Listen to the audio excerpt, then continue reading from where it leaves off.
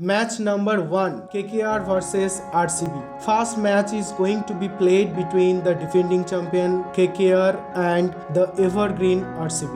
RCB versus KKR সবসময় একটা বিশেষ আকর্ষণ বয়ে আনে। শুধু মাঠের মধ্যেই নয়, ক্রিকেট প্রেমীদের মধ্যেও এক বিশেষ রিভ্যালরি কাজ করে। কেউ কাউকে এক কোপে পেলে দু কোপে যায় না। তোমরা দেখছো ক্রিকেটের নেশা, আমি অপুষার, মাতাল বংশের প্রতিষ্ঠাতা। চলো দেখি। In the history of IPL, KKR এবং RCB 34 বার মুখোমুখি হয়েছে, তবে তার মধ্যে বেশিরভাগ সময় KKRই RCBর ধোঁয়া বের করেছে। তবে দেখা যাক এবার KKR ধোঁয়া বের করতে পারে। লাস্ট ইয়ার 2024 IPL-এ KKR এবং RCB দুবার মুখোমুখি হয়েছিল, তবে দুবারই KKR RCBর হাতে লাঠি এবং কাঁধে ঝোলা ধরিয়েছে।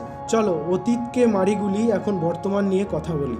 সবার প্রথম আলোচনা করব টপ ব্যাটসম্যান নিয়ে। টপ অর্ডার ব্যাটসম্যান দুই টিমেরই বেশ ভালোই আছে, তবে RCBতে টপ অর্ডার ব্যাটসম্যান যারা প্লেইং 11-এ খেলতে পারে, ওপেনিং ব্যাটসম্যান হিসেবে থাকবে বিরাট কোহলি এবং ফিলিপ সল্ট। তারপরে রজত পাতিদার, লিয়াম লিভিংস্টন, জিতেশ শর্মা এবং টিম ডেভিড। অপরদিকে KKR-এর থাকবে কুইন্টন ডিকক, সুনীল নারিন, অজিঙ্ক্য রাহানে, ভেঙ্কটেশ আয়ার এবং রিঙ্কু সিং আর আন্দ্রে রাসেল। উভয়ের ওপেনিং পেয়ার প্রায় সমান, তবে মিডল অর্ডার ব্যাটসম্যানের ক্ষেত্রে KKR একটু বেশি ডেঞ্জারাস বলে মনে হচ্ছে। আমি এটা স্ট্রাইক রেট এবং হিটিং এবিলিটির উপর ভিত্তি করে বলছি। আর তবে স্পিন অ্যাটাকের কথা বলতে গেলে RCBতে আছে কুনাল এবং শ্রেয়স শর্মা। লিভিংস্টনও একটু আধটু লেগ স্পিন করতে পারে। আর KKR-এর কাছে আছে সুনীল নারিন, বরুণ চক্রবর্তী, যারা 11-এ খেলতে পারে। একইভাবে অন স্ট্যাট স্পিন অ্যাটাকের ক্ষেত্রেও কিন্তু KKR যথেষ্ট এগিয়ে, কারণ কুনাল এবং শ্রেয়স অতটাও ইফেক্টিভ নয় যতটা চক্রবর্তী এবং নারিন। ফাস্ট বোলিংয়ের কথা বলতে গেলে টপ 3 বোলার RCBতে যারা প্লেইং 11-এ খেলতে পারে: ভুবনেশ্বর কুমার, জস হেজেলউড এবং ইয়শ দয়াল।